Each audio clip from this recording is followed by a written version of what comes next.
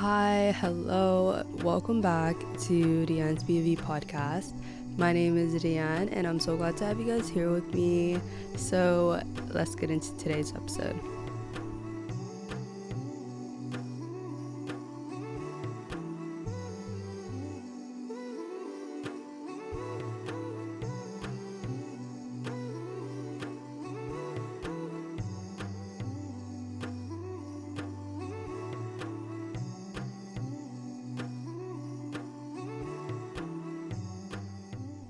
So, we all know that rejection sucks. There's no beating around the bush. It sucks every time, even when you feel like it's coming, it still hurts and it hits deep. And rejection is honestly inevitable. There's no going around it. You will face some sort of rejection in your life, whether it's social rejection, relationships, work, career, school, all of it. Like, there's no going around it. There's no beating around the bush. And you just got to face it head on. And honestly, take it from me because I've been rejected like intensively these past couple years. And I feel like that's mainly in the school slash work category in my life. Um, when I was in school, I tried to get like research positions. Um, I tried to like get into clinical work, do the whole shebang. And let me tell you, I've been rejected so much. I feel like what's worse than like somebody telling me no is like somebody ghosting me because it's like, damn, like I'm a little anxious right now. But yeah, like it's like you just have to face it head on. Like even recently, like I've applied to 30 different med schools all across the US, MD, DO, whatever you want to call it. And I actually got an email this past weekend from my top school and I got rejected. And honestly, it did hurt because I did spend these past 5 years like working towards this, you know what I mean? And it's like you work so hard, you put your all in it, you have sleepless nights, and it's like it's all taken away just by like that one email. And it's like all your efforts and everything just feel like nothing, which they're not. Like you put in the work, you had the experiences, um and that's what made you the person you are today. And honestly, it doesn't take away from the fact that rejection still hurts, right? And I feel like rejection is emotional pain for sure, in comparison to physical pain, but pain itself is a multi-layered experience. And there's 4 different stages of pain processing, which is locating the pain, um, experiencing the emotional reactions such as fear, sadness, whatever you want. Then there's the cognitive influence as well, where your brain kind of like goes back to the past pains or past experiences that may be similar to this, you know what I mean? So you're experiencing that cognitive pain. And there's also a behavioral aspect where it highlights your response. And a lot of the time, that behavioral aspect of it is avoidance because you want to avoid pain. Like nobody intentionally wants to feel emotional or physical pain. And there's this theory called the gate control theory, and it basically just highlights that psychological factors such as past experiences, um, will attach to certain pains, and it kind of like opens and closes these pathways in your brain that impacts the intensity of the pain that we feel. So when we feel like social pain, like memories start to like flood in from past rejections, fear of isolation, and all of that. And that just makes your current pain even worse. Like it makes the rejection that you're feeling 10 times worse. And a lot of the times, like I know we've all experienced that at some point where emotional pain actually feels like physical pain, like you got punched in the gut. And that's because a lot of like regions, like for physical and social pain and activity and stuff like that, share the same parts of our brain regions. And this overlap is why rejection can honestly feel like physical pain. And it's crazy because our body would treat it like physical pain because it would trigger our inflammatory responses. And like I kind of like to think of it like you're walking on a broken foot, right? Like your body is going to be like, well, stop walking on the foot. So it increases that pain for you. So that's kind of like emotional pain as well. It'll intensify that pain, and it kind of keeps you in this like loop, right? Where you're constantly like amplifying the pain because you keep on thinking about it, and your thoughts kind of keep you in that like in that cycle of like negative thoughts. um and it's honestly really really hard to break that cycle, whether it's physical pain, social pain, all of that. But when you're in a constant cycle of negative thoughts and pain catastrophe, you will continually like dwell on it and amplify your pain through your thoughts. And you're probably thinking like, why would my own body, my own brain set me up in that way? You know what I mean? But then it's like, it's part of our survival instincts. Like if you feel pain, you want to avoid that pain. And also your body will respond as if you are physically getting attacked because that's the way it's wired. That's the way that we function. And a lot of people always refer to our ancestors, or like when we were in tribes and villages and stuff like that. And when you get rejected, you feel ostracized by your community, and you're basically going to be fending for yourself. You know what I mean? Like it's that survival instinct that kicks in. So whenever we feel some sort of rejection, we feel that sense of being on our own and having to fend for ourselves, and our fight and flight responses kick in. And this fear of rejection is actually like deeply rooted, and it like starts to create roots in our brain. And that's like our brain and our body trying to protect us from all these negative things in the world, right? So it's like this our own protective blanket. And I know I've mentioned this before, but i I am typically an avoidant personality, right? Like I don't like conflict a lot, which is crazy because conflict is everywhere, and I'm like okay with it. Like when conflict occurs, I can totally handle it. However, I'd prefer not to even like go that route, you know what I mean? um and I guess like growing up too, I was always the avoidant type. Like I would avoid getting in trouble, I would avoid conflict, I would avoid rejection, you know what I mean? And it's like, well, why would you avoid it? Easy answer is because it hurts. And honestly, it's a natural thing to do. But honestly, I think the worst part of processing emotional pain is dwelling, and how long you dwell, just because when you dwell on rejection, it only like deepens the pain and could lead to increased stress and even depression, because you're constantly thinking of, oh, I was rejected by so and so, or I was rejected by this position, and it just kind of keeps you in that emotional state of sadness, and it just like kind of holds you back. But over time, like I learned obviously that you're gonna get rejected regardless of who you are.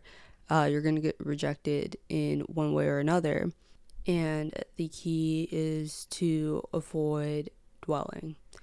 Like avoid keeping yourself in that constant loop of negative thoughts and just like, oh, I was rejected, like they rejected me. um And yeah, it's a fact, but you don't have to keep yourself in that emotional like chokehold. The good thing is that whatever we learn, we can unlearn, right? We have that power of changing our perception and our perspective of the world. And even though rejection sucks, I tend to always look at the positive. And I've learned to kind of like change my definition of rejection. And even though, like, in the moment the feeling sucks, there's always something good that comes out of it.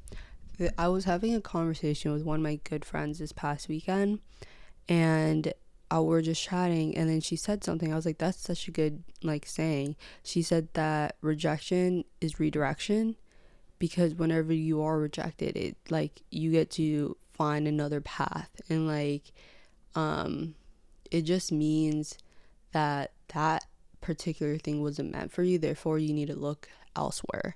You need to start a new journey on something. You need to find a new direction.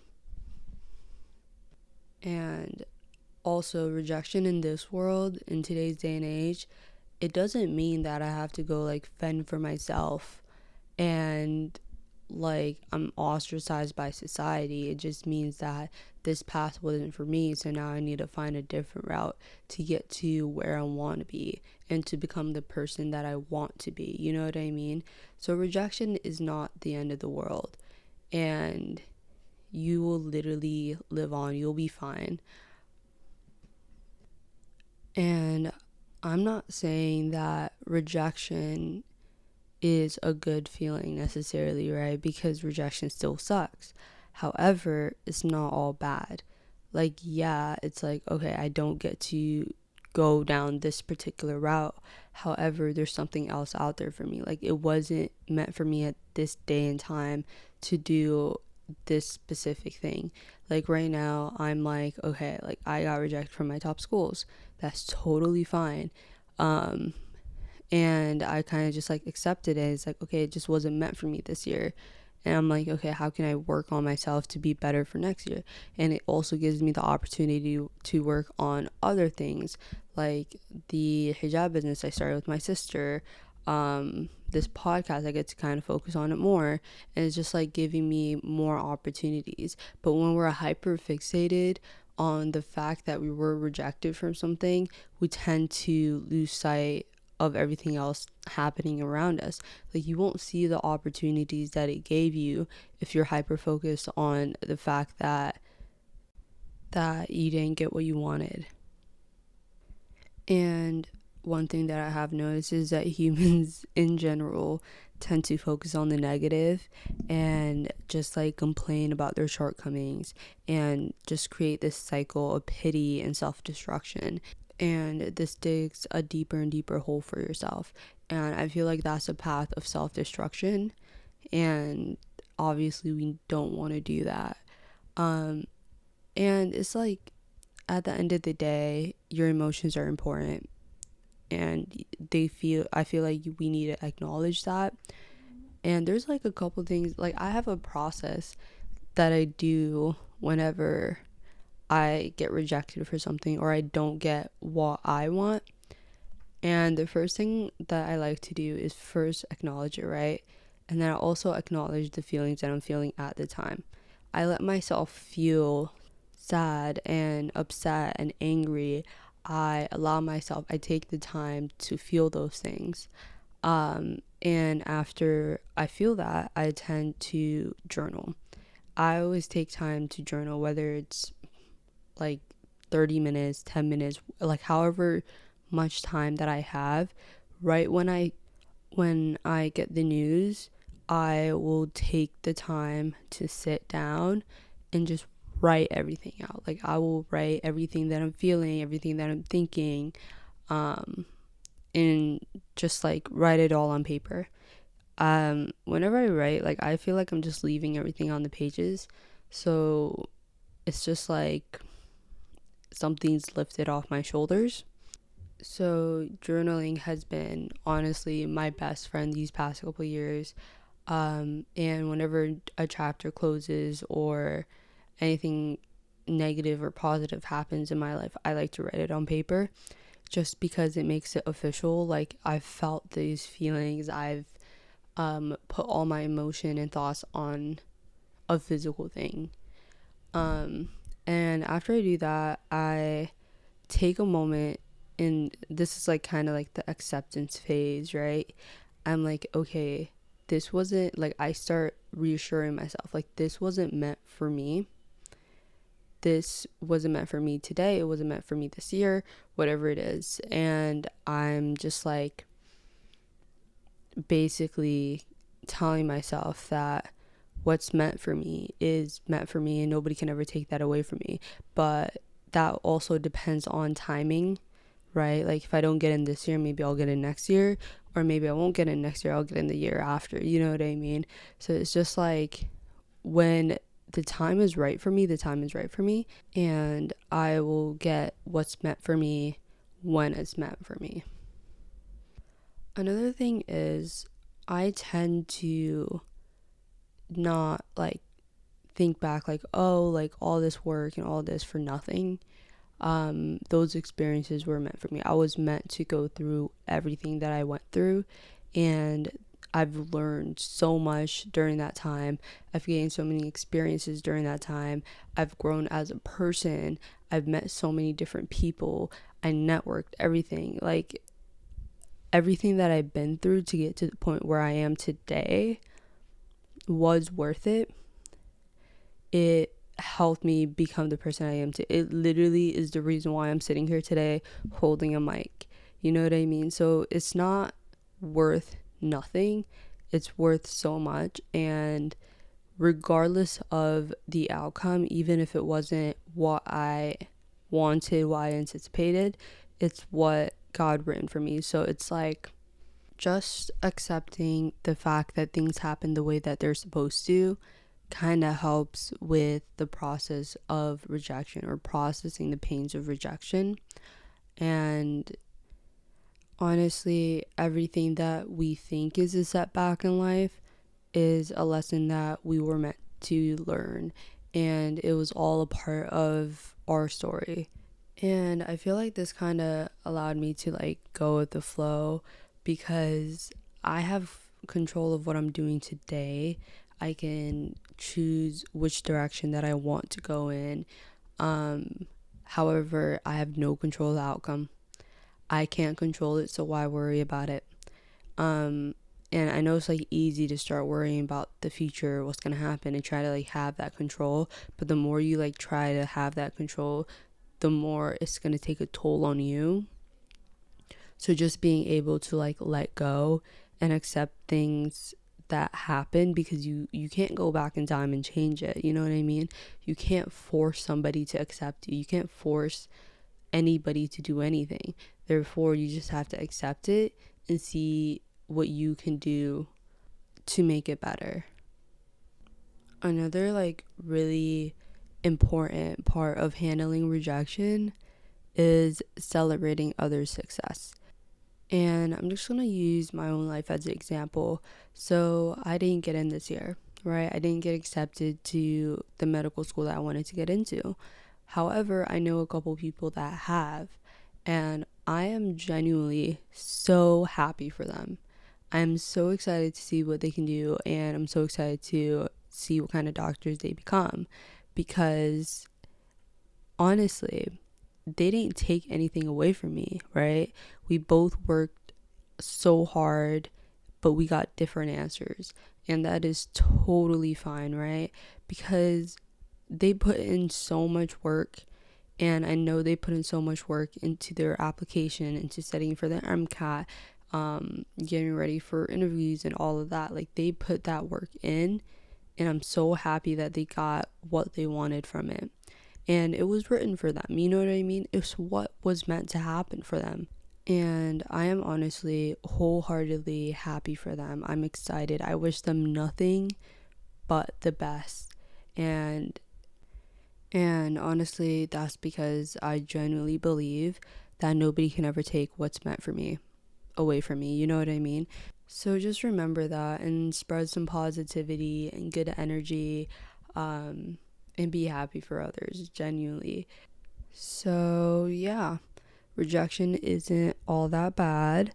I feel like rejection may suck in the moment, but after you let it go, it kind of like pushes you to try something new and like embrace change and just take a different approach on life. And as always, life isn't stagnant. it always like takes you on a roller coaster, and it's all about experimentation, seeing what works, seeing what doesn't work, and finding what aligns with your purpose in life. So yeah, when you embrace the rejection, your life will honestly change for the better. It will change for the better, and I stand by that. Anywho, I am gonna end the episode here today. So once again, thank you so much for joining me today. And if you like this episode, feel free to share this with a friend or family member or anybody that you can think of. And don't forget to leave a comment and review. If you ever want to connect, I am on Instagram at Deanne'sPOV. And I will see you guys in the next episode. Bye.